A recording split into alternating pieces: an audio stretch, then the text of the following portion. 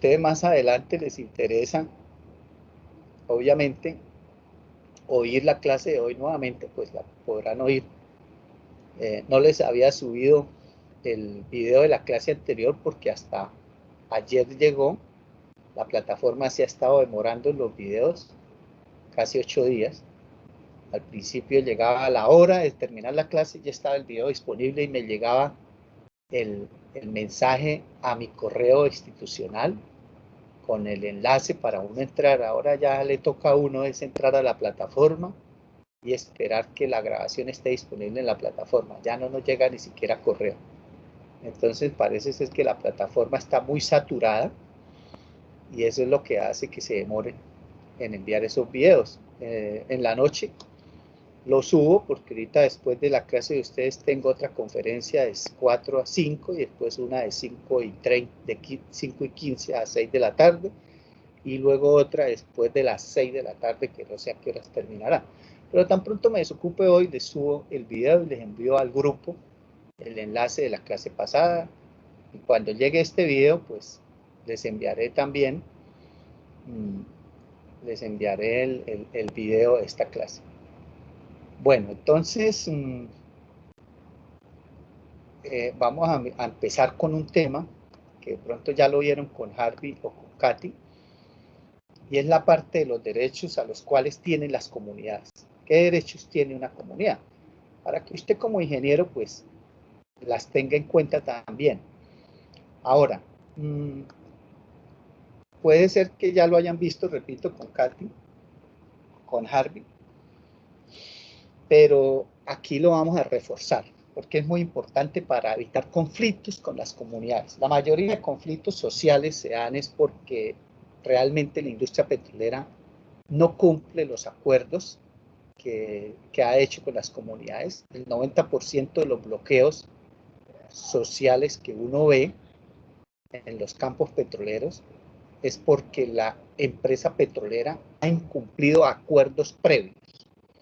O sea que el conflicto viene de más atrás. A mí casi en todos los conflictos que hay me invitan, ¿sí? o me llaman y me dan a conocer el conflicto. Por ejemplo, ahorita hay conflictos en Trinidad, en Casanare, hay conflicto en Paz de Ariporo, con bloqueos, hay conflicto en Sucre y Córdoba, en los campos de Canacol Energy y Geoproducio, de lo que son los campos de Clarinete, campos de gas, lo mismo Jobo, Nelson, todo eso que son municipios de La Unión, Caimito y San Marcos de Sucre, y lo mismo en el municipio de Sagún, Córdoba. Todo eso está bloqueado hoy por comunidades, y eso es debido al incumplimiento de unos acuerdos que llaman los acuerdos de Jobo, que se hicieron en 2015, y la empresa ya vamos para 5 años y la empresa no les ha cumplido. Entonces la comunidad vuelve y bloquea. Siempre que a mí me llaman a informarme y a consultarme, lo primero que yo les pregunto es cuál es el motivo del bloqueo que están haciendo. Y siempre la respuesta, en un 90%, la respuesta es: profe, es que no nos ha cumplido la empresa acuerdos. Hace 2 años nos sentamos y llegamos a un acuerdo, hace 4 años, hace 3 años, o sea, siempre son acuerdos incumplidos. Entonces, la empresa petrolera acostumbra a no cumplir los acuerdos, y obviamente eso indigna a las comunidades. Entonces, muchas veces no socializan los derechos que las comunidades tienen. La principal razón por la cual a mí me consultan y me llevan a que les dé capacitaciones a las comunidades, y me llevan es los alcaldes, los concejales, los líderes sociales, la USO, y me llevan es para que yo les explique a qué derechos tienen las comunidades y bajo qué ley, porque hay que mirar lo que es la legalidad y la legitimidad. Y la legalidad es obviamente las normas, las leyes, los decretos, las resoluciones, ¿sí? Eso es la legalidad. Y la legitimidad es el reconocimiento a unos derechos. Y eso es lo que viola la industria. Y vuelvo y repito, asumen que la comunidad es ignorante, que no conoce esos derechos, y entonces los pasan de agache, se quedan callados, no los socializan. Entonces toca capacitar a las comunidades para que ellos conozcan esos derechos y los reclamen, ¿sí? Y los reclamen. Y obvio, yo siempre he estado de acuerdo con dichos bloqueos, siempre he estado de acuerdo. Por eso cuando me agarré con Juan Carlos Echeverri en el Congreso, en la Comisión Quinta de la Cámara, en el 2016, por Caño Cristales, y que eso fue viral, y de pronto ustedes vieron ese video porque tiene más de 270.000 vistas en YouTube. Él ahí, pues, me acusó de que yo paraba departamentos y municipios enteros, ¿sí? Y que tenía paralizada media industria petrolera. Porque yo voy y le digo a las comunidades, tienen que bloquear. La única forma, porque es que aquí en Colombia, culturalmente, mire, culturalmente, hay que ir a las medidas de hecho, culturalmente. Aquí usted sale a protestar pacíficamente con unas banderitas blancas allá al parque, mire, no le llegan ni las moscas, nadie les para bolas, pero usted bloquea una calle, parte un vidrio, prenda de candela a un bus urbano, ahí sí le paran bolas. Desafortunadamente es algo cultural. ¿Sí? Aquí toca ir a las medidas de hecha para que le paren bolas. Miren, los mismos medios de comunicación son amarillistas. Yo tengo en mi WhatsApp más de 50 periodistas, más de 50 porque a mí me entrevistan cada rato. Y, y, y yo los llamo, cuando hay un problema en una comunidad petrolera, yo los llamo y le digo, vea que aquí hay una noticia para que usted la divulgue por los medios de comunicación, y yo lo hago pues para ayudarle a la comunidad de que sean reconocidos y de que los escuchen. Entonces es bueno que salgan en noticiero. Lo primero que me preguntan los periodistas es, profesores, ¿ya les llegó el ESMAD? ¿Ya hay enfrentamiento con el ESMAD? ¿Ya les llegó la policía? ¿Hay heridos? No, o sea, un amarillismo que si no hay enfrentamiento, no hay heridos, no van. Los periodistas no van porque consideran que eso no es noticia. Entonces, eso, vuelvo y repito, es algo cultural. Y desafortunadamente es la única forma de ser oídos por, digamos, los funcionarios de alto nivel en Bogotá, el Ministerio del Interior, el Ministerio de Minas, ¿sí? Y que ellos, y la misma ANH, digamos, presione a la petrolera y, oiga, ¿qué está pasando allá, hermano? Párele, hola, usted tiene que cumplir unos decretos, una ley, ¿sí? Allá tiene que hacer unos proyectos de inversión social. ¿Qué pasa? Usted no los está haciendo, hermano. Por eso es que la comunidad le reclama.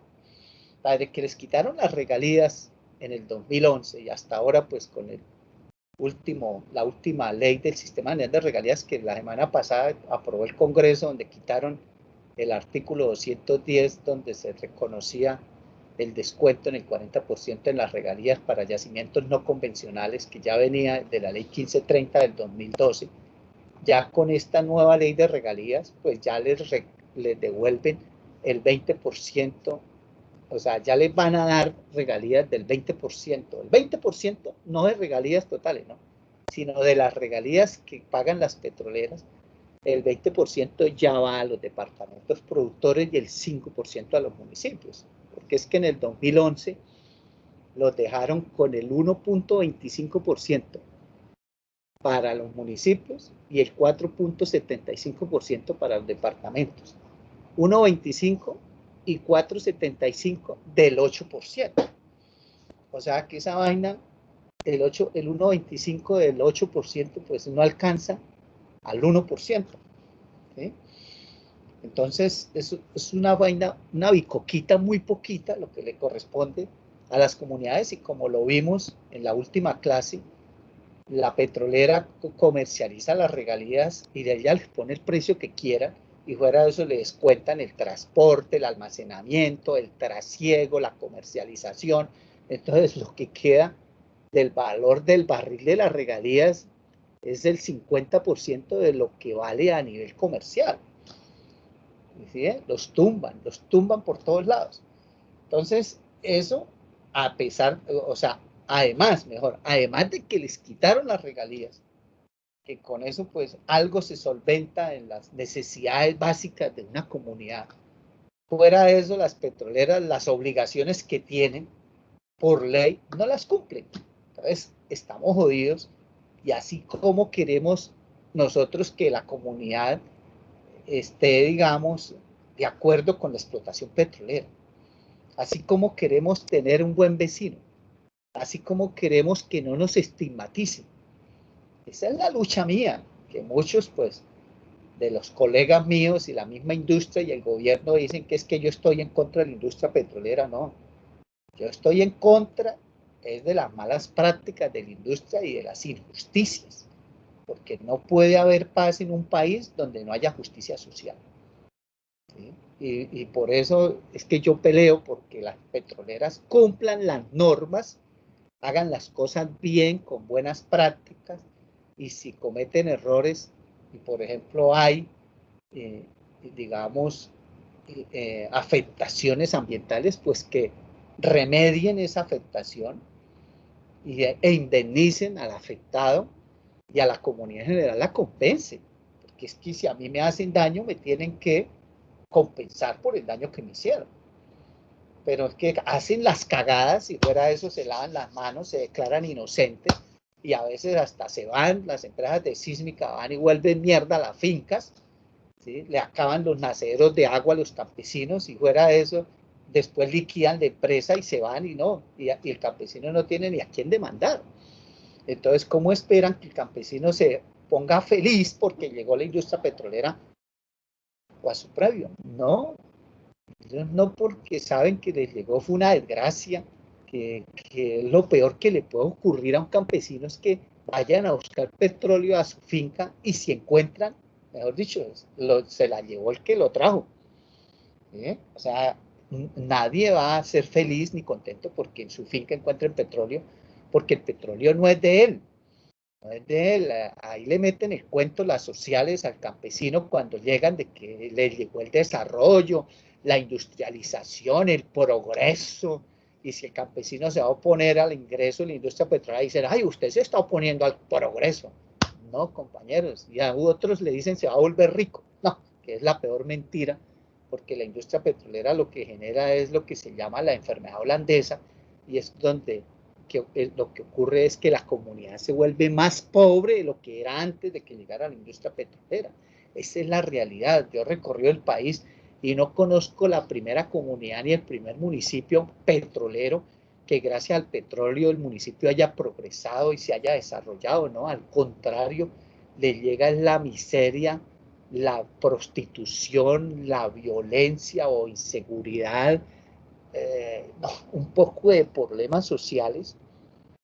Como les dije en una clase anterior, para mí son más graves los problemas sociales, las afectaciones sociales, los impactos sociales son más graves que las afectaciones ambientales. ¿Sí? Muchos, digamos, critican a la industria por los impactos ambientales, pero para mí la parte social es mucho más grave. El rompimiento del tejido social es gravísimo. O sea, eso es invaluable. Esa vaina lo va uno a valorar y esa vaina es invaluable. Toda la problemática social. Pero bueno, de eso hablamos ahorita más tarde. ¿Sí? Aquí en el caso de lo que son derechos que tienen las comunidades, pues yo les invito a que se busquen la ley 1760, el decreto ley 1760 del 2003 que crea la Agencia Nacional de Hidrocarburos. Ese es un decreto ley que uno como ingeniero de petróleo lo tiene que leer, ¿sí? Porque es prácticamente, es como nuestro código del petróleo, es lo que rige hoy nuestra industria, nuestra política y los acuerdos, obviamente, expedidos por la Agencia Nacional de Hidrocarburos, por su consejo directivo. Este decreto ley 1760 del 2003, en el 2011 fue reformado. ¿Sí? Fue reformado por el decreto ley 4137 del 2011, pero prácticamente no cambió nada. ¿Sí? No cambió nada. O sea, si usted lee el decreto ley 4137 del 2011, en un 99%, es el mismo decreto ley 1760 del 2003. Simplemente que se modificó y se quitó un artículo y entonces cambiaron de orden. Por ejemplo, los que estaban en el numeral 5 pasaron al numeral 4. Entonces ahí dice que, leyendo por ejemplo los contratos, dice fase preliminar.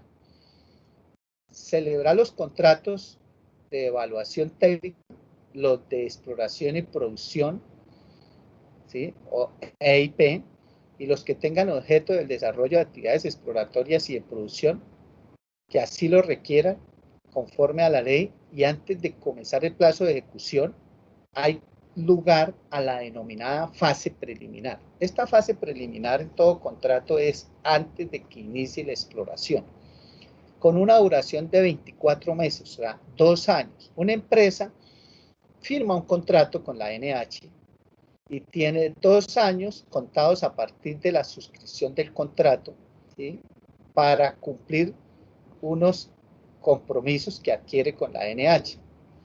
Entonces, uno de esos es, por ejemplo, ir a la zona e identificar si hay actividades étnicas. Dice, durante este lapso, el contratista, con el acompañamiento de la NH, deberá adelantar trámite de confirmación y o certificación acerca de la presencia de comunidades étnicas en la zona de influencia de las actividades y operaciones inherentes a la ejecución contractual, así como llevar a cabo o complementar procedimiento de consulta previa con arreglo al ordenamiento superior, de ser ello requerido dentro de los plazos y de los deberes que se consignan en las minutas.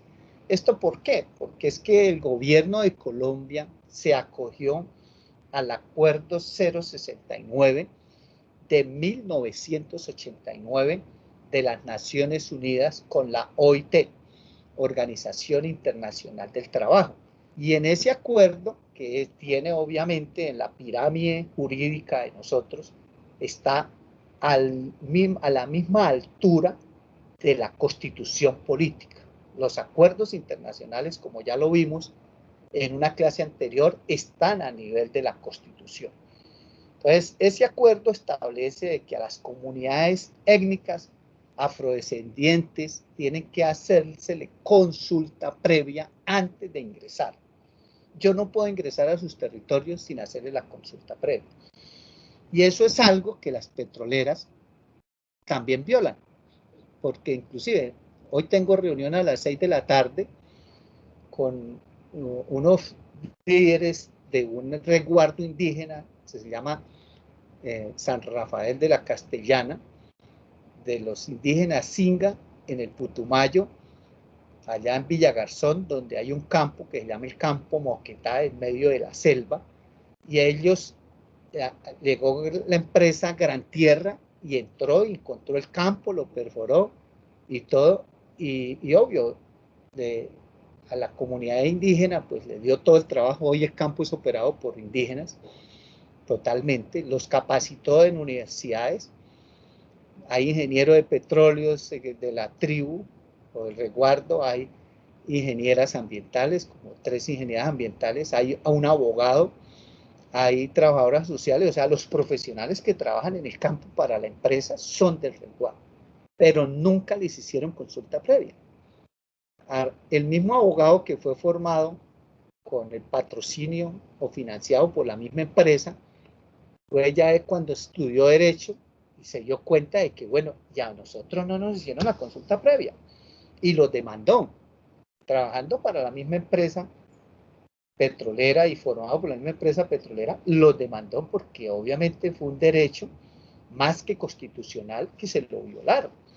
Y obviamente en la demanda del tribunal falló a favor del resguardo y que la empresa tiene que hacerle la consulta. Pues a mí me da risa porque hacer una consulta previa después de, pues ya no es previa, porque la consulta tiene que ser antes de que de que entrara la petrolera, y lo dice lógicamente el contrato. Aquí lo que yo le estoy leyendo es un contrato de la NH, un pantallazo del PDF, ¿sí?, y que lo pegué aquí en en el PowerPoint. Eso que dice que antes de entrar preliminarmente en la etapa preliminar, la empresa tendría que haber ido con la NH y haber constatado la presencia de esa comunidad. No lo hizo. O sea, eso lo violó Gran Tierra. Bien. Luego viene un periodo cero, que es periodo comprendido entre la fecha de suscripción del contrato y la fecha efectiva durante el cual el contratista debe adelantar los trámites de verificación y certificación de la presencia o comunidades étnicas en el área de influencia de las operaciones y de desarrollo de desarrollo de programas en beneficio a las comunidades, así como llevar a cabo la o las consultas previas a que haya lugar en colaboración con el Ministerio del Interior cuando ello sea requerido por el ordenamiento superior. Bueno, ese periodo cero prácticamente está dentro del mismo periodo preliminar, ¿sí? O sea, ahí todavía la petrolera no ha ingresado a hacer exploración. Ahora, el numeral 5.7 del artículo 5 del decreto ley 1760 del 2003, que fue modificado con el decreto ley 4137 del 2011, que les dije que modificó solo un poquitico este decreto ley 1760, pues ya en el decreto ley 4137 del 2011 quedó en el numeral 4.7. Bajó del 5.7 al 4.7 porque, como les digo, la reforma que hicieron en el 2011 fue quitarle un artículo al decreto ley 1760 del 2003. Y bueno, ahí también hicieron una reestructuración administrativa de la ANH, fue lo que hicieron ahí, porque la ANH, por ejemplo, antes de ese decreto ley 4137 del 2011, al presidente de la ANH no se le llamaba presidente, se le llamaba gerente, pasó a ser presidente y se pasó a conformar una junta directiva con un consejo directivo. O sea, cuestiones más de forma que de fondo. Entonces, ¿qué es lo que establece ese artículo 5 en el numeral 5.7 o artículo 4 en el numeral 4.7? Dice que dispone que la ANH debe convenir en los contratos de exploración y explotación de hidrocarburos los términos y condiciones con sujeción a los cuales los contratistas han de comprometerse a adelantar programas de beneficio de las comunidades ubicadas en las áreas de influencia de los correspondientes contratos. Vale, cuidado. Hasta esa fecha del 2011, la Agencia Nacional de Hidrocarburos también se había pasado por la faja ese numeral 5.7 del decreto ley 1760 del 2003. ¿Esto qué significa? Que todos los contratos que firmó la ANH desde el 2004 hasta el 2011, ojo, en ninguno incluyó el compromiso de proyectos de beneficio a las comunidades. En ninguno. Se les pasó por alto, se olvidaron, no lo incluyeron. ¿Sí? Aquí sí ya empezaron a tenerlo en cuenta después de expedirse el decreto ley 4137. Ahí en ese momento, a través del senador Robledo, se les pasó un derecho de petición reclamándole a la ANH por qué ninguno de los contratos que se habían firmado tenían esa cláusula del compromiso de hacer proyectos en beneficio con las comunidades, violando obviamente el decreto ley 1760. Entonces, ahí a partir de ahí, el consejo directivo de la ANH se pone pilas, evitando por ahí que los demandaran, obviamente, o les hicieran un debate de control político con moción de censura que implica la destitución del presidente y de los miembros de la junta directiva o consejo directivo de la ANH. Y por eso, el 23 de septiembre del 2011, o sea, vamos a cumplir ahorita 9 años, el consejo directivo de la ANH expide el acuerdo número 5 del 2011, en el cual ya definió los parámetros para la realización de los programas en beneficio de las comunidades. Y ya con ese acuerdo 05, a partir de ahí ya los contratos que la ANH ha firmado desde el 23 de septiembre del 2011 hacia acá, ya incluye los proyectos de beneficio a las comunidades, pero ya, o sea, en proporción a la cantidad de contratos que se han firmado, pues el 70-80% de los contratos se firmaron antes del 2011, antes del 23 de septiembre, porque después del 2011 hubo una ronda en el 2012, hubo otra ronda en el 2014, y hasta el año pasado, después del 2014 hasta el año pasado, volvió a adjudicarse bloques, o sea, los bloques que se han adjudicado con proyectos de beneficio para las comunidades comprometidas, pues son pocos, realmente son pocos. La mayoría se quedaron sin ese compromiso, pero eso no implica que las petroleras no tengan que cumplir, porque así no haya quedado en el contrato, está en la ley, y la ley está por encima de un contrato. ¿Qué dice el acuerdo 05 del 23 de septiembre del 2011? Las empresas deben asegurar la participación ciudadana, ¿sí? Las empresas deben asegurar la participación ciudadana conforme los preceptos constitucionales en la definición y seguimiento de los programas en beneficio a las comunidades del área de influencia a través de los representantes legítimos, perdón. Pero me pongo las gafas porque ya sin gafas ya todo el día pegado al computador no veo bien. Bueno, entonces, ¿qué significa aquí? Que los proyectos de beneficio a las comunidades tienen que ser acordados con las comunidades, con sus representantes legítimos, el presidente de la Junta de Acción Comunal, los líderes sociales, los concejales, el alcalde. La definición y planeación de los programas de beneficio a las comunidades debe considerar como mínimo la caracterización integral del entorno social, cultural y económico de las áreas de influencia directa de los proyectos. Otra cosa que establece es que los programas de beneficio a las comunidades deben enmarcarse dentro de criterios de transparencia y respeto por los derechos humanos y por los derechos de las minorías étnicas reconocidas en las leyes y tratados internacionales, sobre la base de información clara y comunicación efectiva con miras a facilitar una adecuada información y conocimiento y la participación de las comunidades beneficiarias, propiciando un enfoque diferente con discriminación positiva para la debida salvaguarda de las garantías constitucionales de los grupos étnicos y comunidades fuera del territorio legalmente constituidos, ¿sí? Con la aplicación de tendencias étnicas y sistemáticas del desarrollo progresivo de las comunidades. Bueno, ¿en esto qué significa? Que lógicamente las comunidades étnicas tienen una prioridad por encima inclusive de las otras comunidades, y que esas comunidades étnicas pues así no sean reconocidas por el Ministerio del Interior como un resguardo, lo hecho de que estén asentados ahí tienen que ser reconocidos. Bueno, obvio que estos proyectos deben estar en armonía con los planes de desarrollo municipal, departamental, planes de vida o planes de ordenamiento territorial y dentro del concepto del desarrollo sostenible frente a la utilización de los recursos naturales.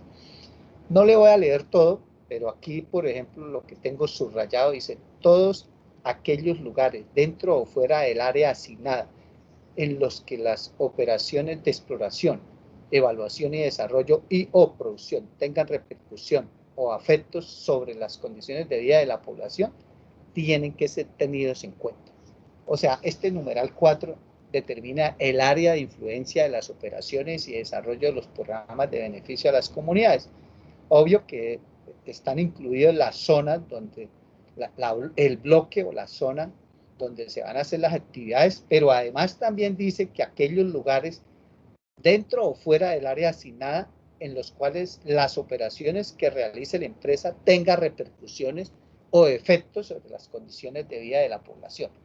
O sea que si una población está por fuera del bloque, pero que la exploración petrolera de alguna manera, en forma directa o indirecta, los afecta, también hacen parte de la zona de influencia. Bueno, en el año 2017, con el acuerdo 02, el Consejo Directivo de la Agencia Nacional de Hidrocarburos ya estableció todo lo que tiene que ver con la responsabilidad social empresarial. Ese acuerdo, como ustedes lo pueden ver en la parte superior derecha, tiene 130 páginas. Obvio, yo no se las voy a pasar acá todas, pero sí para que se den cuenta que eso está reglamentado por la misma Agencia Nacional de Hidrocarburos, en todo, inclusive ahí dice en el artículo 80 de ese acuerdo 02, que la inversión, una pregunta que de pronto se estaban haciendo ustedes, ¿cuánto debe invertir la empresa en proyecto de beneficio a las comunidades? El 1% de todas sus inversiones. Ojo, no es el 1% de la inversión exploratoria, no. Porque cuando se firme el contrato, la empresa se compromete a una inversión. Eso se llama inversión comprometida. Muchas veces, cuando hay empate en la licitación, por ejemplo, cuando la NH saca un bloque a licitar, pues hay varias empresas que ofrecen y compiten por ese bloque, y el primer parámetro para decidir la NH a quién le adjudique el bloque es al que le ofrezca el mayor X de participación en la producción a la NH, que ya lo hablamos la clase pasada. Pero cuando hay empate, por ejemplo, dos empresas ofrecieron el 2%, entonces quedan empatadas, entonces el desempate está y se le adjudica el bloque a aquella empresa que dentro de la propuesta se comprometa a hacer la inversión más alta en exploración. Entonces, por ejemplo, una empresa dice, yo voy a hacer una inversión de 50 millones de dólares para la exploración. Otra dice, yo voy a hacer una inversión de 26 millones de dólares. Entonces, eso es lo que se llama inversión comprometida. Pero muchas veces esa inversión se queda corta, ¿sí? Generalmente queda corta. La empresa termina invirtiendo mucho más y eso se llaman inversiones adicionales, ¿sí? Y después, pues si encuentran petróleo, pues viene el desarrollo del campo y esas ya son inversiones pues de desarrollo. Entonces lo que ocurre en muchas comunidades que yo he visitado y donde hablo con los o las sociales de las empresas petroleras, ellas me dicen, no, es que nosotros ya pasamos la etapa de exploración, profesor, y los proyectos de beneficio a las comunidades es durante la etapa de exploración. Además, pues la inversión en la exploración fueron 30 millones de dólares, el 1% pues es 300.000 dólares y ya los invertimos, por lo cual ya no nos corresponde. No, ese 1% es de todas las inversiones que haga la empresa en todas sus etapas hasta que se vaya. Y ahí lo dice, la inversión en tales programas debe corresponder a suma equivalente al 1% del valor total del programa exploratorio, incluidos mínimos y adicional, ¿sí?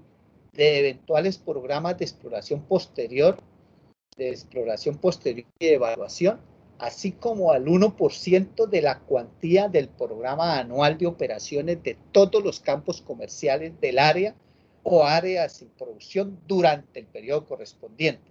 Ha de tratarse de proyectos y actividades diferentes, ojo con aquello que ese es otro problema con las petroleras, que hacen una vía para llegar a una locación, a un pozo, y estos llegan y dicen, no, es que la vía que hicimos allá terciaria para beneficiar la vereda, dicen, hicimos una vía allá para beneficiar la vereda y esa vía nos costó tanto. No, esa vía la hicieron, pero para llegar allá a donde pararon el taladro, para llegar al pozo que hicieron. Y eso no tiene que tenerse en cuenta dentro de los proyectos de beneficio a las comunidades. Que las petroleras son unas tramposas, mentirosas, que mejor dicho.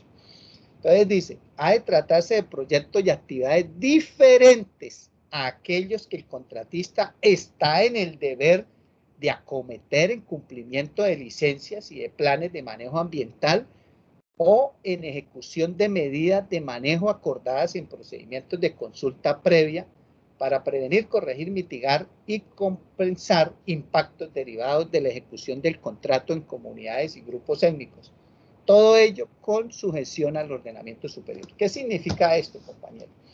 La NH deja claro de que el 1% que debe ir en proyectos de beneficio a las comunidades es muy aparte de todas las inversiones que la empresa tiene que hacer. Primero, para su logística, que ya le comenté. Segundo, compañeros, es muy diferente al 1% de compensaciones ambientales, que Harvey les tuvo que haber hablado, o Katy, con el que hayan visto la materia de gestión. Ese 1%, esa parte que eso ya está comprometido cuando les otorgaron la licencia ambiental, la ANLA cuando les da la licencia ambiental y eso está exigido, es por la ley 99 de 1993. Y las petroleras siempre tienden a camuflar el 1% de las compensaciones ambientales como que ese era el 1% de proyecto de beneficio a las comunidades. No, señores. La ANH les dice que esto es otro 1% diferente. Y si con los grupos étnicos acordaron unas inversiones para que obviamente el grupo indígena les permitiera el ingreso a sus territorios de su resguardo, los indígenas no dejan ingresar a una petrolera así como así, ay, sí, bienvenido, venga, no. Ellos negocian y negocian inversiones también. Y ese 1% de beneficio a las comunidades es muy diferente, lo deja claro aquí el documento, es muy diferente a los compromisos que la empresa ya adquirió con los grupos étnicos, ¿sí? Bueno, todo eso ya es de inversión social y la participación de las comunidades, que primero, pues para no leerles lo que dice todo esto, este mismo documento y que quedan los contratos, es que quien establece, planifica los proyectos de beneficio a las comunidades es la misma comunidad. No es lo que la empresa quiera. ¿Sí? Ah, que la empresa dice que yo le voy a hacer un colegio. No. Si la comunidad dice que no necesita colegio, pues no es el colegio que quiera la empresa hacer. ¿Sí? Por ejemplo, ahorita en el Bajo Simacota, aquí en el Magdalena Medio, la empresa Pares está en pelea ahí con la comunidad porque la empresa Pares quiere hacerles una cancha de fútbol y un coliseo. Y la comunidad dice, no, nosotros no necesitamos eso, necesitamos es un acueducto. Y la empresa dice, no, yo acueducto no les hago. Ahí la que equivocada que está es la empresa Pares, porque el documento lo dice muy bien, ¿sí? El acuerdo 02, que estamos leyendo, para que se lo aprendan, acuerdo 02 del 2017, lo que dice es que quienes establecen los proyectos deben ser las comunidades, ahí lo subrayo, elaborar con las comunidades un diagnóstico de actividades requeridas para mantener las condiciones del entorno o de mitigar o reparar los efectos adversos a sus operaciones, así como las necesidades en materia de salud, educación, cultura, vivienda, infraestructura, etcétera. Es con la comunidad, ¿sí? Y luego de que ya esté el diagnóstico y todo, y los proyectos se elaboran en conjunto con la comunidad, y luego la empresa los tiene que radicar en la ANH, ¿sí? Los tiene que radicar. Esto está todo ahí. Ahora, esto de la actualización es otro punto que les coloco aquí, porque ese es otro problema con las empresas petroleras, que dicen, la comunidad tiene una necesidad, por ejemplo, hoy dice, mire, debido a la pandemia, nosotros necesitamos que nos monte aquí un puesto de salud para poder, pues, cumplir los protocolos, o necesitamos, por ejemplo, que nos adecue la vía porque el invierno nos la jodió y está toda derrumbada, entonces necesitamos que entre los proyectos de beneficio de las comunidades nos meta el arreglo a la carretera. Entonces llegan y dicen, la petrolera, no señores, eso no se puede porque ya los proyectos ya se radicaron. Hace 5 años los radicamos allá y allá esos ya están y esos son. No señores, eso es mentira y por eso dice aquí el mismo documento, actualización. Por lo menos 20 días calendario antes del inicio de la fase, de la respectiva fase del periodo exploratorio, de un posible periodo exploratorio posterior y de eventuales programas de evaluación y anual de operaciones. Aquí me hizo falta subrayar.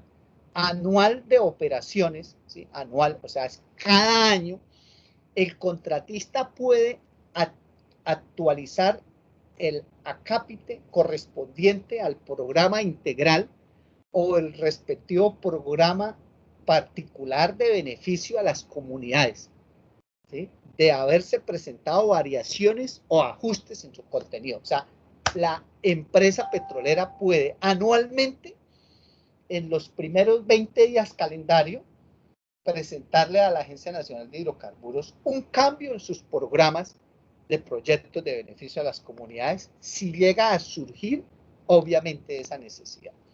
Eso quería mostrarles en cuanto a los proyectos de beneficio a las comunidades, muy importante para nosotros como ingenieros de petróleos, para estar acorde con la necesidad de esas comunidades y poder nosotros pues operar o estar en el frente de batalla, como dice uno, o al frente del cañón, estar allá. Porque es que miren, compañeros, el problema social es que el que pone la cara allá es el ingeniero de petróleos, porque usted es el que está allá, el recorredor de pozos, en la estación de bombeo, en la planta de tratamiento, o sea, usted es el que le tiene que poner la cara a la comunidad, y a usted es el que lo van a esmadrar, y a usted es el que le van a decir hasta que se murió, o se va a morir. ¿Por qué? Porque esa es la persona visible. Los accionistas de la empresa no conocen ni el campo petrolero. Una empresa como Pares, pues sus accionistas están en la bolsa de Toronto, allá en Canadá. Esos maricas no conocen ni Colombia, ¿sí? No conocen, eso les interesa es cuánto fluctúa el valor de la acción allá en la bolsa, cuántos son los dividendos de la empresa para repartir utilidades. Pero el mierdero y los chicharrones que tienen aquí en Colombia no los conocen. Aquí el que pone la cara y se tiene que aguantar todos los madrazos es usted como ingeniero de petróleo. Por lo cual usted como ingeniero de petróleo tiene que exigirle a la empresa, a su jefe, a sus superiores, ojo, ojo, cumplámosle a las comunidades, ¿sí? Además de eso, ahí está la ley 1274 del 2009, que es la ley de servidumbres petroleras. Pues nos queda una hora, no me voy a poner a abrir todos esos documentos porque nos demoramos. Pero así a grandes rasgos, toda empresa tiene la obligación de indemnizar las servidumbres que va a impactar con el proyecto. Y eso debe ser desde el principio, o sea, antes de que entre la sísmica, antes de que ingrese la sísmica. Ustedes saben que las actividades exploratorias, las macro, las hacen desde arriba del aire, magnetometría, gravimetría, barrida satelital, todo eso lo hacen desde el aire. Ya cuando la empresa ingresa por tierra es la sísmica. Y antes de que ingrese la sísmica, que no requiere licencia ambiental, ¿sí? Y por lo cual no hay todavía ni proyectos de beneficio a las comunidades, ni el 1% de compensaciones ambientales, ni el 1% de inversión forzosa, porque eso se da solo hasta después de que, solo se da después de que ya tiene la licencia ambiental. En estas primeras etapas, repito, no hay licencia ambiental, pero sí hay una inversión que se llama, o sea, una inversión, no, un pago o una indemnización al campesino, al dueño del terreno, y no necesita el propietario, así sea solo poseedor en terrenos baldíos, porque muchas veces la industria petrolera dice, no, es que nosotros no le pagamos lo que llaman las servidumbres petroleras, se llama así la ley de servidumbres petroleras, dice, no, nosotros no le la pagamos porque es que él no es el dueño, él no tiene escrituras, ¿sí? Él está ahí, él es un invasor. No, cuando son terrenos del Estado, que eso se llaman baldíos, y el 70% de los llanos orientales es baldío, ¿sí? El único que tiene propiedades allá en la altillanura es Uribe y Carranza, porque obviamente ellos sí, y los grandes, digamos, poderes de este país que han gobernado, ellos sí se han dado las mañas por el poder para lograr que anteriormente, lo que hoy se llama la Agencia de Tierras, anteriormente el INCODER, ellos se hicieron a muchas tierras que sí tienen título, pero la gran mayoría de fincas de los llanos son del Estado, son baldíos, ¿sí? Y lo mismo el sur de Bolívar, todo lo que es Simití, Santa Rosa del Sur, todo eso no tiene, nadie tiene título, pero son poseedores, llevan ahí 20, 30, 40 años, ahí el papá, el abuelo, el tío, allá, todo eso, esos son poseedores. La ley 1274 del 2009 dice que así no sea propietario, el solo hecho de ser poseedor, o sea, de estar ahí asentado en esa tierra, él tiene derecho a que le paguen las servidumbres petroleras. Ahora, las servidumbres petroleras, compañeros, no existe ninguna tabla ni ninguna tarifa. Es otra mentira que las petroleras le meten a los campesinos que llegan a hacer, por ejemplo, la sísmica, dicen, no, es que lo que esté establecido es que le vamos a pagar 200 pesos por metro. 200 pesos por metro. Entonces cruza la finca y ¿cuánto? No, que 500.000 pesos dio todo. Y resulta de que le metieron explosivos y le dañaron la finca, le profundizaron el nivel freático, le desaparecieron los nacederos, le fraccionaron la finca, se la cuartearon, porque eso lo cuartea, ¿sí? Le hicieron deslizamientos y si hacen explosiones de Simigel cerca a la casa, se la fracturan las paredes, los pisos, todo eso mierdero se presenta, y lo digo con, digamos, con propiedad de materia, digámoslo así, porque es que yo he dirigido tesis de los impactos de la sísmica, ¿sí? Y tengo testimonios, tengo evidencias, tengo todo. Tampoco se lo voy a pasar porque no hay tiempo, porque yo voy a esas fincas a dirigir las tesis, me llevo los alumnos y allá vamos y entrevistamos a la comunidad y les tomamos fotos, hacemos videos, todo eso hace parte del material que se presenta de soporte en las tesis que ellos hacen. Entonces, lo digo con propiedad, no es que yo me lo esté inventando, obviamente si usted le pregunta a la industria petrolera, a un coordinador, a un director, a un superintendente, a un gerente, a un ingeniero, que si la sísmica genera impactos, esos jóvenes van a decir que no, porque como todo criminal, todos lo niegan. Usted coge a un criminal, y lo han visto por los noticieros, que cogen a un criminal y lo llevan ante el juez y se declara inocente. ¿Sí ve? Uribe se declara inocente. ¿Sí? Todo el mundo se declara inocente. ¿Por qué? Porque en este país la ley establece que todo el mundo es inocente, toda persona es inocente, hasta tanto un juez no le demuestre lo contrario. O sea, así haya un video, ¿sí?, donde se ve claramente que sacó el revólver y mató al otro, y con ese video, no, usted llega, o el criminal fue cogido en fragancia, sin embargo va y le dan un abogado y oficio pago con el erario público, y ese abogado lo primero que le dice al criminal es: declárese inocente, declárese. Ecopetrol cometió la cagada de Lizama 158 hace 2 años, que fue muy conocida, y se declaró inocente, que no ha sido culpa de Ecopetrol. Entonces, ¿cuál fue el pozo que explotó? ¿Sí? ¿Por qué explotó el pozo? Porque una mala operación de workover, se cayó en una varilla, rompió el sello. O sea, entonces, ¿quién es la culpa? Pues Ecopetrol, pero se declara inocente. ¿Por qué? Porque la empresa espera al que el afectado demande y que le demuestren con pruebas, no con testimonio ni con evidencia, sino con pruebas, y que el juez falle para los 5 años, ¿sí? Y ahí sí obligue a la empresa a indemnizar. Pero nunca usted va a encontrar una empresa petrolera que el abogado de la petrolera o el social se siente con la comunidad, se siente, le diga: uy, sí, qué pena con ustedes, la cagamos, si es culpa de nosotros, lo vamos a indemnizar. Eso nunca va a ocurrir, nunca. Y cuando lo hacen es para darle larga y caramelo al campesino afectado. Entonces le dicen: sí, nosotros reconocemos, sí, se nos rompió el tubo, mire, la cagamos, se le contaminó su agua, qué pena con usted, nosotros lo vamos a indemnizar, pero entonces nos toca primero traer un perito. Para allá pasaron los 2, 3 meses y el perito no ha llegado, entonces le toca al campesino volver a ir a buscar: oiga, ¿qué pasó con el perito, hermano, que no han traído? Bueno, ya lo vamos a traer, es que el man está en Bogotá y tiene muchas ocupaciones y tal.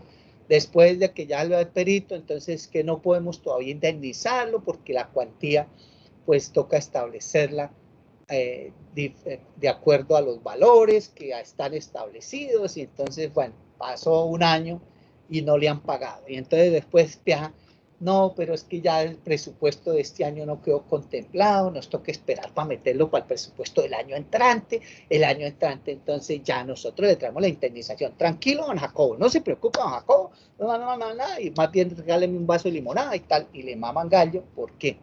Y yo le digo a los campesinos, inclusive antes de esta clase me llamó un campesino dueño de una finca aquí de la Ruta del Cacao, donde hicieron el túnel de La Paz, que se le secó un acero, y el tipo pues instauró una tutela y la tutela le salió a favor, Y entonces ya la empresa le dijo, no demande, no demande, los de la ruta del cacao, no demande.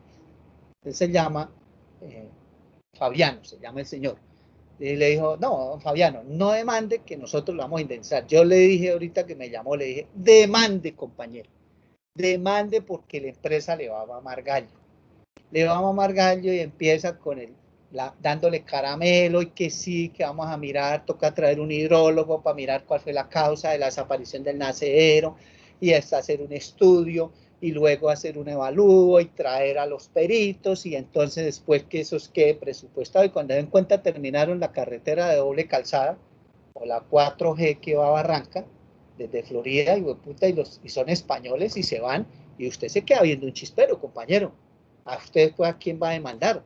Ahora, ellos, cuando es una empresa petrolera, por ejemplo, que va a demorar años ahí, ellos se hacen los huevones que pasen 3 años, 3 años.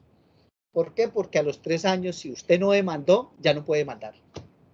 Ya no puede demandar porque ya se considera un acto consentido. Usted puede tener hasta 5 años si la empresa que va a demandar es del Estado. Por ejemplo, Ecopetrol sí puede hasta 5 años esperarse para demandar. Pero si es una empresa privada como Gran Tierra, Pares, ConocoPhillips, Canacol Energy, son 3 años, compañero. Si a los 3 años el campesino no demandó, ya no puede demandar. Se considera acto consentido, usted ya lo consintió, usted ya no puede demandar. Entonces, por eso les maman gallo, obviamente, con ese fin. ¿Sí? Con ese fin de poder que pase el tiempo que tienen ellos para demandar. Entonces, esos proyectos, esas servidumbres que estoy hablando de la ley 1274 del 2009, son servidumbres que el procedimiento es el siguiente, no hay tarifas. Ojo, no hay tarifas. Siempre salen con el cuento que hay una tarifa y que la tarifa dice eso. Yo siempre digo a los campesinos, dígales que le traigan el decreto o la resolución o la ley donde están esas tarifas. No existen. Se las inventan ellos, ¿sí? ¿Dónde están esas tarifas por decreto, por ley? No. Lo que dice la ley 1274 es que tiene que llegar a un común acuerdo entre el campesino o el propietario de la finca y la empresa petrolera. Un mutuo acuerdo. Eso es como el que va a negociar una vaca. ¿Sí? El dueño de la vaca pide y el que la va a comprar ofrece, hasta que se ponen de acuerdo en un punto intermedio. Entonces, el campesino tiene que saber valorar su finca, porque hay una cosa que el campesino no sabe. Después de que él acuerde y firme, él pierde el derecho a demandar, porque el documento que se firma siempre tiene una cláusula que dice que él renuncia a demandar a perpetuidad. O sea que si él ya le dieron 5 millones, como le pasó a don Reinaldo, un amigo del Bajo Simacota, ¿sí? Lo mismo que me llamó que días porque quería que le hicieran el acueducto, a él le hicieron sísmica y le cuartearon toda la finca, se le desapareció el nacedero que él tenía un aljibe que el agua estaba a 3 metros, le tocó contratar un taladro que le cobró 40 millones para buscar el agua y le encontró a 100 metros de profundidad. O sea, la sísmica le profundizó el agua de 3 metros a 100 metros, porque la sísmica pues rompe los sellos con los explosivos, los sellos que hay abajo, que son los que mantienen los niveles freáticos y se le fue el cucho del agua. Y eso ocurre en todas partes que hacen sísmica. Eso es la afectación más común, ¿sí? El agua se le va. Entonces, él me dijo, mire, a mí me dieron 5 millones, profe Vanegas. Dijo, a mí me dieron 5 millones y yo, pues como vi que esa plata me llegó, yo no la estaba esperando. Y me dijeron, no, nosotros pasamos, nos demoramos 8 días en su finca, que es como de 120 hectáreas, ¿sí? Y le desocupamos y nos vamos. Nosotros solo vamos a hacer eso. Entonces dijo, uy, no, pero si pasan y por una semana que van a estar, me dan 5 millones, yo lo recibo. Claro, la ignorancia, él no sabía de las afectaciones que eso le iba a generar. La tierra se le cuartió, se le abrió y esas cárcavas o grietas aparecieron hasta 5 años después de haber hecho la sísmica. 5 años. Ahí fue cuando me llamó a mí que ya era famoso a nivel nacional, y entonces me llamó y me dijo, profe, es que aquí en mi finca, mire, se me cuartió la finca, aquí me metieron 120 explosiones, 120, o sea, 120 hectáreas, me metieron 120 explosiones, o sea, un campo minado. Y yo le dije, no, y fui, inclusive yo le hice un video recorriendo la finca, y él echando madres, y él me contó, me dijo, mire, a mí me dieron 5 millones, a mí me pareció tanta plata, porque pasaran por ahí una semana, imagínense. Y eso fue como si me hubiera llegado a mí un regalo de Navidad. Yo lo recibí, le compré una bicicleta a mi nieto, que inclusive ahora ya ni la monta, mire, está ya colgada, y me la mostró allá colgada del zarzo. Dijo, y el resto me los harté con los amigos, y resulta de que después se me fue el agua, y me tocó contratar un taladro para buscar el agua, y me salió por 40 millones y me dieron 5, imagínense. Y luego voy a reclamarle a la petrolera, no señor, usted ya se indemnizó, ya usted firmó y todo. Y entonces yo le dije, hermano, vamos a demandar, y le dije, tráigame el pasisalvo, y cuando vamos a mirar, decía, renuncia a perpetuidad a reclamar. Yo le dije, don Reinaldo, usted no puede demandar, no puede demandar porque usted ya fue indemnizado por los impactos que le iban a generar, y usted firmó esas servidumbres. Entonces dijo, no, yo caí como pura picha, obvia, no sabía, no conocía la ley 1274. La ley 1274 pues pide que haya un común acuerdo, el campesino tiene que pedir como si le fueran a comprar la finca, y ahí para abajo empezar a negociar. Las petroleras lógicamente no compran fincas porque ellos van a estar es por un periodo. Primero no van a poner a comprar una finca que de pronto no encuentren petróleo. Si en la fase exploratoria no encuentran petróleo, pues ellos se van, devuelven el área, y ¿para qué comprar una finca si no van a venir a vivir ahí? Ni van a sembrar nada, porque ese no es el objeto de una petrolera. ¿Sí? Entonces ellos pagan en las servidumbres, pero hay que pedirles como si fueran a comprar la finca. ¿Por qué? Porque la finca sí se la van a afectar. Y si encuentran petróleo, peor. Peor, porque el solo hecho de que encuentren petróleo, ya la finca se desvaloriza más o menos a un 25% del valor comercial. Me explico, si usted tiene una finca que la hectárea vale 25 millones de pesos y le llegan a encontrar petróleo en su finca, después nadie le da más de 5 millones por hectárea. Así es la pérdida más grande desde el punto de vista económico para un finquero si se encuentra petróleo. Entonces, y eso ocurre en todas partes, que encuentra petróleo, porque nadie quiere tener una finca con petróleo. En Estados Unidos sí, obviamente, ¿sí? Porque el dueño de la finca es dueño del petróleo. Pero aquí en Colombia nadie quiere tener una finca con petróleo porque la finca se vuelve pública. Y se vuelve pública porque el petróleo es de utilidad pública y es de interés social. Y el interés general está por encima del interés particular como finquero. Por lo cual, después de que ya la empresa entra y que el campesino permitió el ingreso a su propiedad privada, deja de ser privada, se vuelve público, y la petrolera empieza a hacer vías, locaciones, líneas de flujo, teas, baterías, y entonces la servidumbre dice, por cada línea de flujo tiene 10 metros a un lado y 10 metros al otro lado de servidumbre, y con cada pozo 100 metros. No, eso es un mierdero. Y yo he conocido amigos que me han llevado a su finca y me dicen, profesor Vanegas, no puedo sembrar porque no me lo permiten, no puedo construir porque no me lo permiten.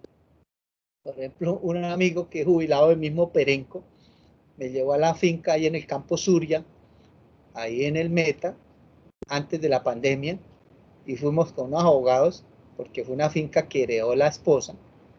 Y yo le dije, no, aquí, o sea, dijo, no, es que íbamos a hacer una casita de campo para vacacionar, y Ecopetrol no nos dejó. Y entonces yo le dije, no, pero tiene que haber un espacio. No, cuando llegamos allá, pasan dos oleoductos, un propano, un naftaducto, por donde va la nafta para Castilla. Pasa el gasoducto a Pía y Bogotá. Hay líneas eléctricas de alta tensión. Fuera de eso, tiene como 50 pozos en la finca, todos los pozos con líneas de flujo. Entonces le dije, hermano, usted no tiene dónde sembrar, ni dónde, usted no tiene ningún espacio donde construir una casa, la que quieren, no hay dónde. O sea, no hay espacio, su finca, lo único que puede hacer usted es decirle a Ecopetrol que le compre la finca. Y ahí él no puede reclamar, eso lo heredó él ya no puede pedir servidumbres petroleras porque las servidumbres se las pagaron al papá de la esposa, o sea, al suegro. Entonces, si el suegro se murió, le dije, no, el que disfrutó de esas servidumbres, quién sabe cuánto le darían al cucho. El cucho ya le firmó a Ecopetrol, Ecopetrol ya se hizo a la finca. Ahora, quien tiene que pagar el impuesto predial es el dueño de la finca. Eso es lo más olímpico. O sea, quien tiene ocupada la finca es Ecopetrol. Y Ecopetrol no paga impuesto predial porque no es el dueño. Lo que pagó fue unas servidumbres. El dueño, ahorita la dueña es la esposa de él. Y le toca pagar impuesto predial por una finca que no puede utilizar. Va a querer tener una finca donde hay petróleo. Nadie. Nadie. Y por obvio que usted va a vender eso, yo le dije eso a Felipe y le dije, hermano, vaya y véndala a ver quién se la va a comprar. Nadie se la compra. Y si se la compran, se la comprarán ahí a precio huevo, porque qué más. Entonces, eso es algo que la gente no sabe del daño que le va a generar el ingreso de la industria petrolera. O sea, la industria petrolera es invasiva, ese es el término, los invade, ¿sí? Y usted no puede cercar y decir usted tiene que salirse aquí, no, compañero, usted ya firmó. Bueno, volviendo a la ley 1274, el campesino, propietario o poseedor tiene hasta 3 oportunidades para llegar a un acuerdo con el finquero, con la petrolera, 3 intentos. Si a los 3 intentos no llegan a un acuerdo, la petrolera va a donde el juez municipal. El juez municipal, o sea, cuando ya va el juez municipal, eso se llama imposición de servidumbres, imponérselas. ¿Por qué? Porque no hubo acuerdo, no conciliaron, ¿sí? Entonces, el juez lo que hace es que nombra a un perito que esté registrado en la lonja propiedad, la lonja de propiedad raíz más cercana. Si el municipio tiene, pues ahí el municipio, si no es una capital. Ese perito tiene 15 días para ir a la finca y evaluar. Y la evaluación no es ir allá a mirar así, no. Tiene que tomar a piques de suelo para medir la calidad del suelo, mirar los pastos, cortar pastos, 1 metro cuadrado de pasto, y pesarlo y evaluar qué tipo de pasto es, su poder nutricional, todo eso.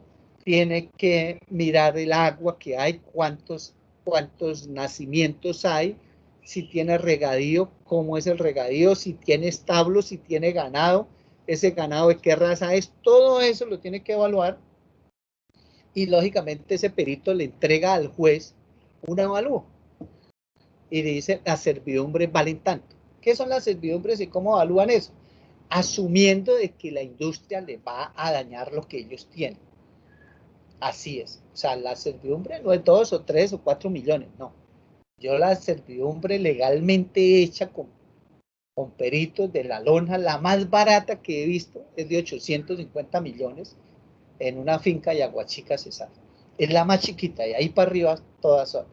Yo estuve asesorando al Cholo Valderrama cuando por su finca allá en Casanare pasó el oleoducto bicentenario. Yo no sé dónde consiguió mi teléfono y me llamó y yo lo asesoré y él exigió que todo fuera a través de un perito de la lonja. Él fue hasta el juez municipal y el peritaje le salió por 1.500 millones de pesos. Y eso tuvo que darle la empresa Bicentenario para poder cruzar el tubo por su finca. A los vecinos los arreglaron con 5 o 6 millones de pesos. A los vecinos. ¿Sí? En cambio, Cholo Valderrama, pues sí se asesoró. Y yo le dije cómo era la vuelta, léase la ley, y él sí logró 1.500 millones. ¿Sí? Y los otros, imagínense, 5 o 6 millones los vecinos. Es para que se den cuenta la diferencia tan grande que hay en eso.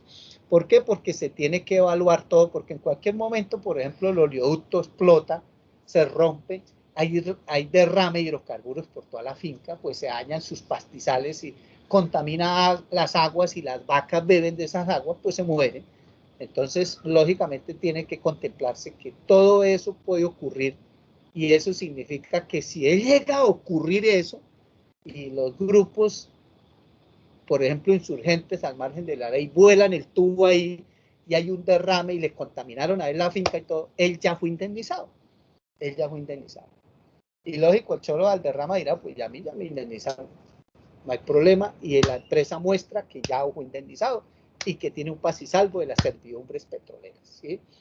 Pero el pobre huevón que se dejó arreglar con 5 millones de pesos, imagínense, y le generen esa afectación, pues esos daños ya quedaron por 5 millones de pesos. Obvio, a la empresa más adelante la pueden demandar y la autoridad ambiental puede finalmente fallar, pero el fallo no es a favor del finquero. Por ejemplo, la ANLA ya multó a Ecopetrol por lo del ISAMA 158 y le sacó como 3.200 millones de pesos a Ecopetrol de multa. Eso es para la ANLA. Por la afectación ambiental es para la ANLA. El finquero no. El finquero pues instaurará otra demanda, pero la petrolera se defenderá con el pasisalvo de la servidumbre. La única forma de que lo lleguen a indemnizar es que no le pagaron servidumbre, porque ese es otro caso que es muy común, y es que las petroleras entran y no le comentan al campesino que tiene derecho a unas servidumbres petroleras, ¿no? Se meten y a veces llegan con achaques ahí. No, mire, por aquí en Santander, en un municipio, por ahí en Onzaga, me contó un campesino, una señora de que llegó la empresa Pacífico Ferroviales, hoy Frontera Energy, y les hizo sísmica y que entraron a la finca y lo que le dijeron fue, no, es que venimos a hacer aquí unas mediciones porque le vamos a hacer un puente para que cruce de un lado al otro, yo vengo de la gobernación de Santander, o sea, nunca dijeron que era de la empresa petrolera, le metieron la sísmica, menos mal que en una sola línea OT, y se les metieron y le hicieron y se fueron. Y a ella nunca le dieron ni un peso. Eso es muy común también, que no les paguen las servidumbres petroleras, ¿sí? Bueno, ya después de que el perito hace el avalúo y se lo lleva al juez, el juez le dice a la petrolera, déjeme el cheque aquí a nombre del finquero por este valor del peritaje que ya es del avalúo que hizo el perito, y le da un permiso para ingresar. Ya si tiene el permiso para ingresar, compañero, ahí ya el finquero ya le impuso a un juez la servidumbre, y lo que único que hace la empresa es llegar a la finca y decirle, don Jacobo, mire, aquí está el permiso del juez municipal, usted ya tiene que dejarme entrar, vaya donde el juez por el cheque, allá quedó el cheque. Si el campesino se opone, ahí sí lo judicializan. Lo judicializan porque él está desacatando una orden judicial y lo pueden meter preso. Ahora, si él se sigue resistiendo fuertemente, que eso ha ocurrido en muchas fincas, a no dejar ingresar a la industria petrolera, lo expropian. Obvio, con indemnización. Pero le pagan la finca por el avalúo catastral, no por el valor comercial. Eso en cuanto a ese derecho que tienen las comunidades. El otro que ya les comenté es la parte de las compensaciones ambientales, que me imagino que Harvin o Katy en la materia de gestión ya les hablaron a ustedes, y es que después de que la empresa obtiene la licencia ambiental ya para hacer pozos exploratorios, la sísmica y los pozos estratigráficos no necesitan licencia ambiental, pero ya los exploratorios sí ya necesitan licencia ambiental de empresa, y cuando la ANLA les da la licencia ambiental, pues en la licencia está establecida en la misma resolución de que ellos tienen que, durante la etapa exploratoria, ahí sí es durante, solo la etapa exploratoria, ¿sí? No es igual que el 1% de proyectos de beneficio a las comunidades, los famosos PBCs. Los PBCs es por todo el tiempo, ¿sí? El 1% de compensaciones ambientales es durante la etapa exploratoria y es el 1% de la inversión en la etapa exploratoria. Entonces, si ya la empresa dijo no, le hizo el acuerdo que llegó con la ANH de que va a hacer una inversión de 30 millones de dólares para la exploración, pues es el 1% de esos 30 millones de dólares en la etapa exploratoria. Si se extiende la exploración y hay inversiones adicionales, pues también el 1% de las inversiones adicionales va de compensaciones ambientales. Esto está muy reglamentado con decretos y resoluciones, y en solo compensaciones ambientales yo puedo gastarme 2 horas hablándole a ustedes, De eso pues ya Harvey les ha hablado, pero eso 1% no es para el finquero, ni va para las comunidades, no. Eso lo gira la empresa a las corporaciones autónomas regionales, a los municipios, a los parques nacionales, eso hasta ahorita en el plan de desarrollo de Duque, de ahí le metieron plata hasta para La Paz, ¿sí? Esa vaina está más repartido, ese 1% va para muchos lados. Pero sí hay un 1% adicional que está contemplado en el artículo 43 de la ley 99-93, que es que en caso de que la empresa capte agua, y todas las empresas pues captan agua, tienen que hacer por lo menos, o sea, tienen que hacer otra inversión de por lo menos el 1%, se dice así, que es una inversión forzosa. Se llama inversión forzosa de por lo menos el 1%, que va para la protección de la cuenca hídrica de donde está captando el agua. Entonces, por ejemplo, si está captando agua del río Caquetá, pues ese 1% como mínimo, puede ser más, tiene que ir para la protección de la cuenca del río Caquetá. Y eso sí, ¿quién lo hace? La misma empresa. Eso es un compromiso también con la ANLA, ¿sí? Y la que debe vigilar eso y obviamente exigir de que ese 1% se invierte. Y la empresa tiene que ir y comprar fincas, hacer reforestación, bueno, lo que sea. Y son proyectos, esos proyectos de inversión de ese 1%, tiene que radicarlo en la ANLA, así como los proyectos de beneficio a las comunidades que se radican en la ANH. Estos del 1% de inversión forzosa para protección de cuencas hídricas va a la ANLA. Y la ANLA le hace seguimiento. A veces hacen convenios con las corporaciones autónomas y le giran la plata a las corporaciones autónomas, ¿sí? O si se la giran a la ANLA, entonces la ANLA hace los proyectos, ¿sí? Eso es ya de libre advertido, eso no está muy bien reglamentado, digamos que tenga una destinación específica y una directriz, no. La petrolera pues mirará por dónde jalona esas inversiones y hace esos proyectos, pero sí es para protección de las cuencas hídricas. ¿Qué ocurre? Que eso tampoco lo cumplen, porque como ya les dije al principio, las empresas quieren camuflar el 1% de proyectos de beneficio a las comunidades con el 1% de compensaciones ambientales y lo mismo, este 1% de inversión forzosa, también lo quieren camuflar con el 1% de compensaciones ambientales. O sea, realmente es el 3%, dividido en 3 1%. Pero las petroleras siempre quieren zafarse con el 1% de compensaciones ambientales, primero porque solo por el periodo exploratorio, mientras que, por ejemplo, el 1% de inversión forzosa, o por lo menos el 1% de inversión forzosa, es durante todo el tiempo que ellos capten agua. Y la industria petrolera, pues siempre va a captar agua todo el tiempo, y si encuentra petróleo, y en la etapa de producción también va a captar agua. Y si le va a hacer recobro secundario y le va a inyectar agua al campo, pues con más veras va a captar agua. Entonces, ese 1% es más largo, igual que los PVC, que es más largo. Entonces, ellos le maman gallo a las comunidades y al mismo gobierno y quieren camuflar esos dos otros 1% con el 1% de compensaciones ambientales. Bueno, compañeros, ahí la parte ambiental, ¿sí? Las regalías hoy en día, lo que fue aprobado en el Sistema General de Regalías, va a haber otros 5% más.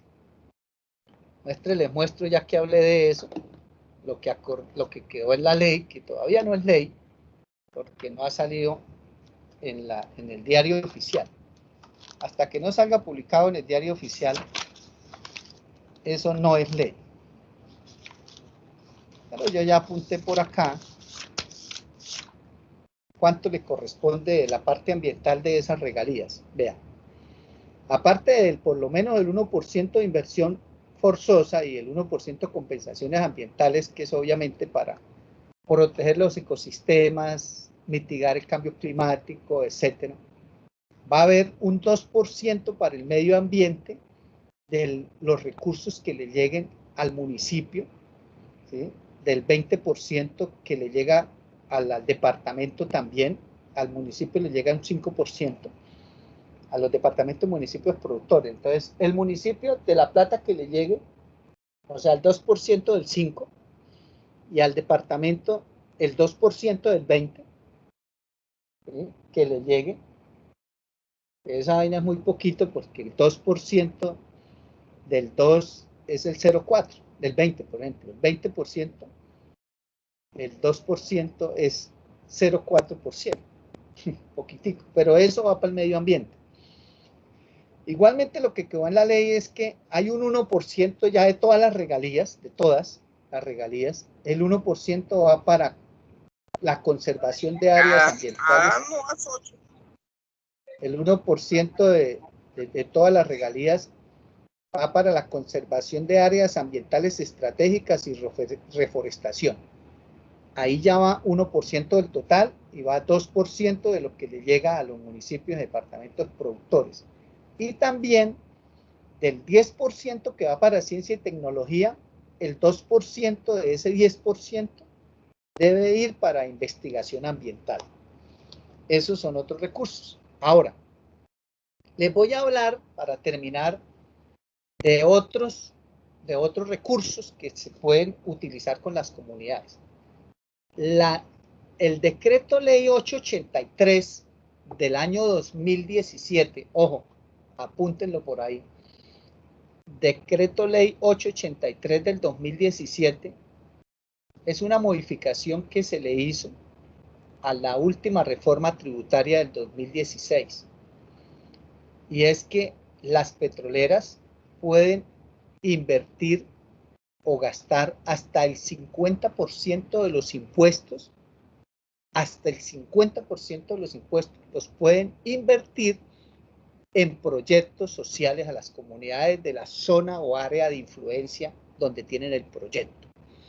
O sea, ya vimos que pagan pocos impuestos, pero esos poquitos impuestos, porque como ya saben ustedes, tienen 228 prebendas tributarias y que terminan es pagando el 2,82% de tasa de impuesto a la renta, pues ellos pueden, según ese decreto ley 883, invertir en proyectos sociales a las comunidades del área de influencia hasta el 50% de los impuestos que le van a pagar a la DIAN, ¿sí? Y luego pues a la DIAN le pasan cuentas y le descuentan eso. Dice, bueno, a la DIAN toca pagarle, por ejemplo, 500 millones de pesos de impuestos. Entonces dice, vea, yo me gasté 250 millones haciendo estas obras. Yo me imagino que esos camuflan otros proyectos de beneficio a las comunidades y se los meten a la DIAN también. O sea, el 1% de PVC me imagino que se lo meten a la DIAN como inversión de impuestos. O sea, todo eso son alcahueterías que hay. Y eso se presta para muchos chanchullos ahí que van a hacer o que hacen las petroleras. En esa tarea estamos en el Congreso esculcándole a las petroleras todo eso y estamos metiendo derechos de petición, solicitando información para poder cruzar cuentas y darnos cuenta y destaparle a las petroleras todos sus torcidos, porque obviamente yo me imagino, y así debe ser, que las inversiones que han hecho de PVCs y de otros tipos de inversiones sociales las meten y se las descuentan a la DIAN también, ¿sí? O sea, a la hora de la verdad no son inversiones de ellos, sino es de los impuestos, de nosotros los colombianos, ¿sí? Y además, ahorita el 28 de enero de este año salió el decreto 098, a que lo copien ahí. El 098 autoriza también a que las petroleras inviertan hasta el 50% de las regalías que nos tienen que pagar, ¿sí? El 50% de las regalías que no son de ellos, ojo, las regalías no son de ellos, las regalías es de los colombianos, pero el decreto 98 del 28 de enero de este año autoriza a las petroleras a que invierta hasta el 50% de las regalías que no son de ellos en proyectos sociales. Y luego, pues cuando hacen el giro de las regalías, descuentan las obras. Entonces, a mí me parece una alcahuetería eso, porque en primer lugar, las petroleras van a inflar las obras. Entonces, si hacen un colegio que costó 2.000 millones de pesos, lo van a pasar por 5.000 millones. ¿Quién los vigila a ellos si ellos son privados? Ahí no les cae Contraloría. ¿Quién los vigila? ¿Quién les dice que no? ¿A quién contratan? A dedo, al que ellos quieran. ¿Sí? Ahí no le aplica ley 80 porque no son del Estado. Entonces, los corruptos se van a volver en las petroleras. Antes decían que los corruptos eran los alcaldes y los gobernadores que se robaban las regalías.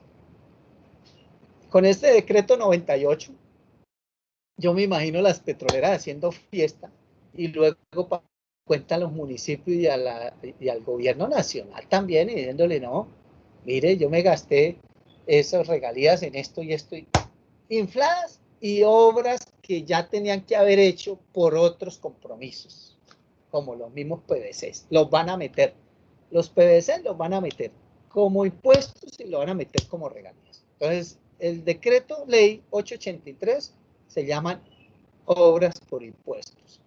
Y el decreto 98 de este año se llaman obras por regalías. O sea, a mí una alcahuetería de esa vaina.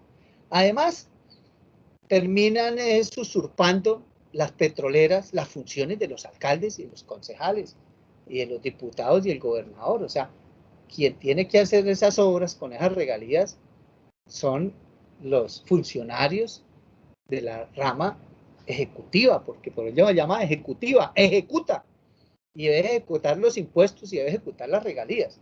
Pero entonces terminan usurpando funciones de los funcionarios públicos, o sea, terminan ya las petroleras como si fueran alcaldesas, como si fueran alcaldes o como si fueran gobernadores. O sea, a mí me parece eso una alcahuetería. Inclusive yo digo que esa vaina es ilegal, que habría que demandarse ese decreto ante el Consejo de Estado y el decreto ley también ante el Consejo de Estado o hasta en la misma Corte Constitucional. Claro que lo que expide el gobierno no va a la Corte Constitucional, lo que va a la Corte Constitucional es lo que aprueba o expide el Congreso, o sea, las leyes. Lo que son decretos van al Consejo de Estado. Pero yo creo que eso hay que demandarlo porque es que ahí violan una ley orgánica que es la ley 136 de 1994, que es la que establece cómo debe ser la administración de los municipios. Entonces, compañeros, eso es para que ustedes ya sepan qué beneficios tienen las comunidades, cómo esos recursos se pueden canalizar, digamos, en forma ética, responsable, clara o transparente, para que obviamente tengamos como industria buenos vecinos a sus comunidades, que las comunidades se sientan satisfechas, que de alguna forma se compense todos los impactos que la industria le genera, porque cuando la industria petrolera llega a una región, pues genera una hiperinmigración, o sea, se llega a gente de todas partes, la población crece en forma exponencial y eso lleva a que el municipio también crezca en forma desordenada, sin la planeación que ya está establecida, muchos barrios de invasión de la gente que llega, ejemplos de municipios como mismo Yopal, que antes de que se descubriera Cusiana en Yopal, era el parque y 2 cuadras alrededor, no más. Y hoy Yopal tiene más de 200.000 habitantes. Agua Azul, antes de que se descubriera Cusiana, era más grande que Yopal. Tenía 20.000 habitantes, Agua Azul, y hoy tiene 120.000 habitantes. Tauramena, antes de descubrirse Cusiana, tenía 2.500 habitantes, hoy tiene más de 30.000 habitantes. O sea, lo mismo Castilla la Nueva, Puerto Gaitán, etcétera. O sea, todas las zonas petroleras, pues llega gente ilusionada detrás de los taladros. Eso pues va a generar muchos problemas sociales, entre ellos pues va a generar inseguridad. La gente que llega a esos pueblos tranquilos, pues al ver que no tuvieron oportunidad laboral en la empresa, pues entonces empiezan al rebusque, a hacerse amigos de lo ajeno. Entonces la gente le comenta a uno, mire, esto es una desgracia haber llegado a la industria petrolera, porque uno antes aquí dormía hasta con la puerta abierta, yo podía dejar la moto o la cicla afuera y ahí amanecía. Hoy en día uno medio se mete sale a dar una vuelta y si se descuida lo atracan en la calle, o si deja la moto al frente de la casa, pues obviamente llegan y se la roban. O sea, no, a la prostitución, los bares, todo se dispara.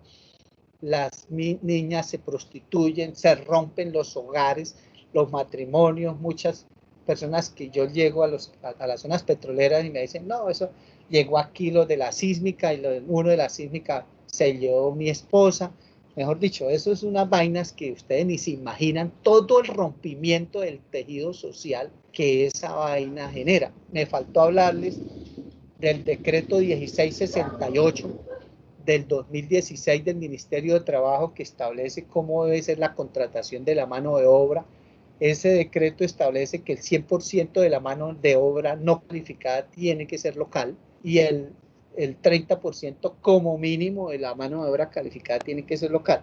Ese es un punto de conflicto muy grande desde el punto de vista social, la mano de obra.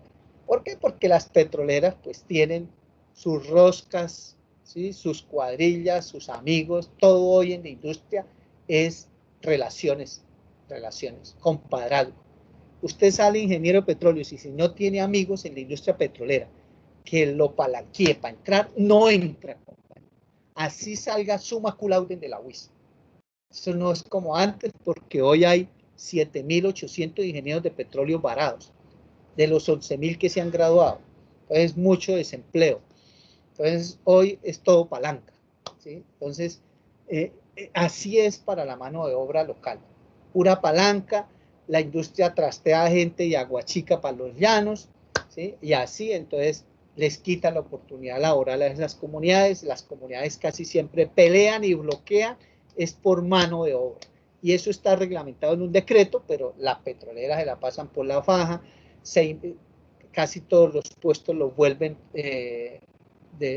calificados, o sea, ya un técnico, un tecnólogo es calificado. Para mí un calificado es que sea profesional, pero ellos ya consideran, y así lo establece el decreto, que ya un técnico y tecnólogo es calificado y lo que hacen es que consiguen cartones chimbo falsos, se los inventan y los presentan sin ser ni técnicos ni tecnólogos y de instituciones de garaje que no tienen ni siquiera licencia de funcionamiento de la Secretaría de Educación del municipio. O sea, todo eso nosotros lo hemos destapado y lo hemos denunciado y le quitan la oportunidad laboral, lógicamente, a las comunidades de ahí, que es lo único que dicen ellos, o sea, la única esperanza que ellos tienen de que llegó la industria a invadirlos es que por lo menos, bueno, nos den trabajito, así sea un 28ero, y muchas veces pues la industria petrolera genera muy poco trabajo, muy poco. Eso,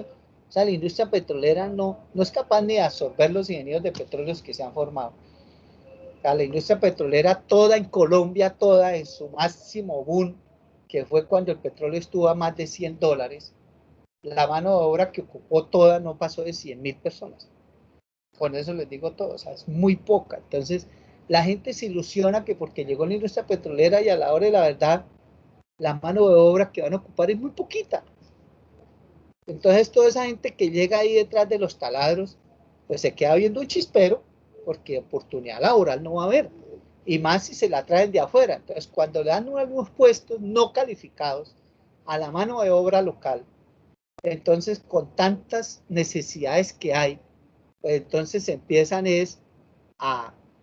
bueno, la norma, la ley lo que dice es que tiene que ser a través de la Oficina de la Política Pública de Empleo, como es el SENA, o una fundación, o una corporación, o a veces lo hacen a través, por ejemplo, de las cajas de compensación, como Cajazán, o Confenalco. Pero eso al final se convierte en un acto de violencia, eso se dan plomo, cuchillo por esas oportunidades. Entonces, que por qué él y por qué yo no, ¿sí? Entonces, al final, en otras comunidades, miren, en Acacías asesinaron a la gerente de la fundación encargada de asignar los cupos laborales de Chichimene, ahí de Copetón. La asesinaron. ¿Por qué? Porque dice, no, hizo chachullo, le dio la oportunidad a otro y no a mí, y la mataron. Eso genera violencia. Hay otros que negocian esos turnos, o sea, hay sitios donde hacen, es por balota, entonces meten la mano y el que le tocó la balota le tocó el turno, el otro que se espere para la otra, el otro 28ero, entonces el que se ganó el turno le dice al otro, yo le vendo el turno, deme 2 millones. No, eso, o sea, es una vaina complicada desde el punto de vista social. ¿Sí? Eso no se ha reglamentado por ley.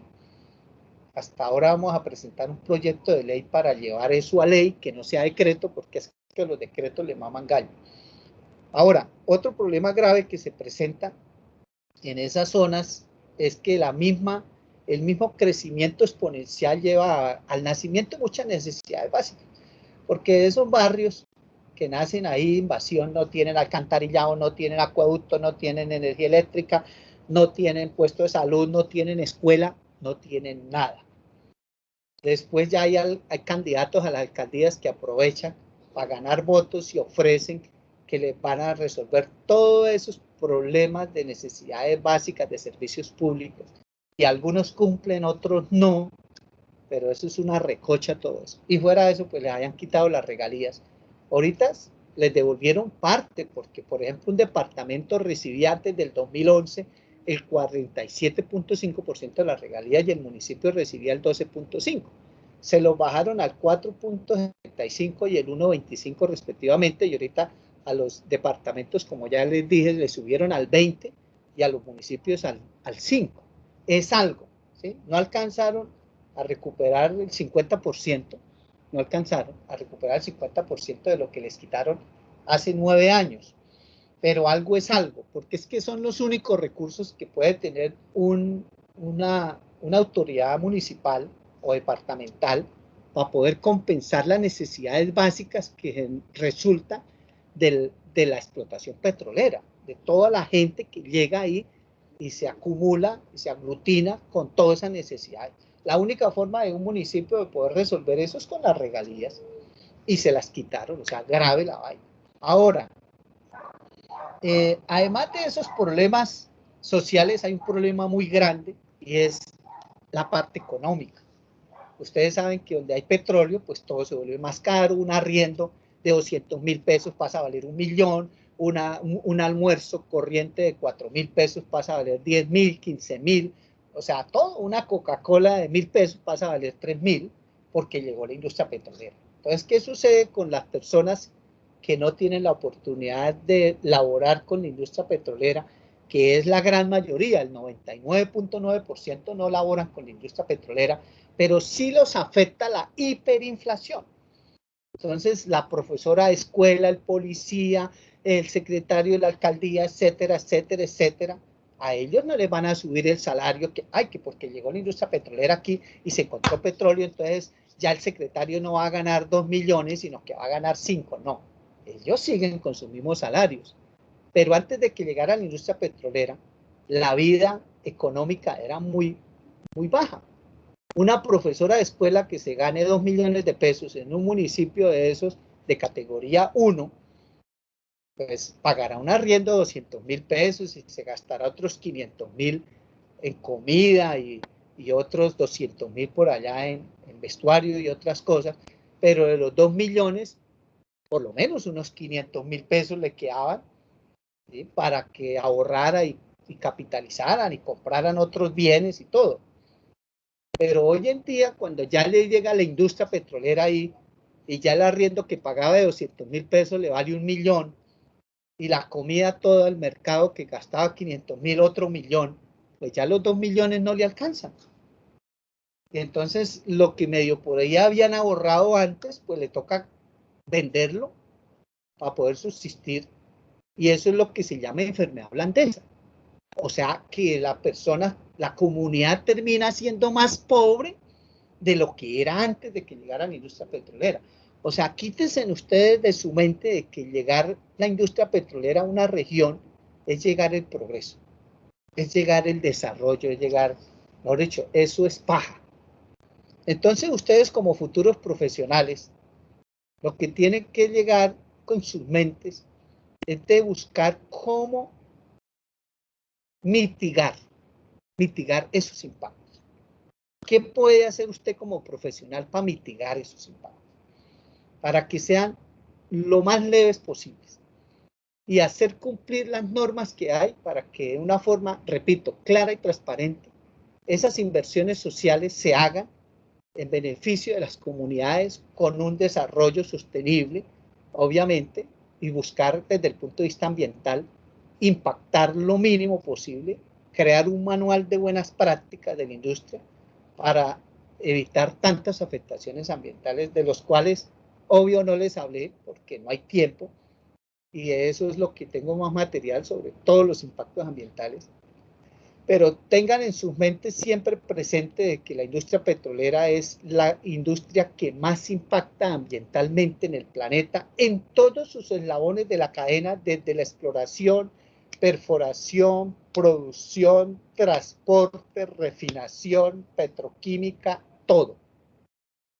Es la industria que más impacta. No es solo la combustible fósil. Los impactos es por todos lados. ¿Sí? Entonces, eso lo tienen que tener como futuros profesionales en su mente, de tener esa conciencia ambiental, ese chip de que tenemos que proteger una casa común que es de todos. ¿Sí? Lo que afecte a usted en el Putumayo afecta a todo el planeta. Las afectaciones que usted haga en la Amazonía afecta a todo el planeta. Las afectaciones que usted haga en un páramo afecta a todo el planeta. Entonces, compañeros, miren, para la nota final, la tercera nota, no les voy a poner a hacer un ensayo porque sé que están colgados de muchos trabajos, de parciales, y realmente pues ustedes, hay plazo hasta el viernes para que ustedes me entreguen todo para poder subir las notas el sábado. Entonces yo les voy a pedir de este tema que hablamos hoy, que usted haga un videoclip chiquito, unas selfies ahí de 2-3 minutos, máximo 5, no se me alarguen en huevoneadas, donde usted me dé un concepto sobre la responsabilidad social, no una definición, sino una opinión personal de ustedes. Ustedes me dan una opinión, o sea, de acuerdo a lo que hoy con la charla, pues, que fue corta y muy general, pues algo les tiene que quedar en sus mentes de tener una reflexión. Y si usted pues se encuentra con un amigo y le habla de la industria y hablan del tema, el cambio climático, de todo, pues usted desde este punto de vista, de su opinión, haga de cuenta que le llega un periodista, como me llegan a mí casi todos los días y me preguntan sobre un tema como el fracking, y en 2 o 3 minutos, pues yo doy mi concepto.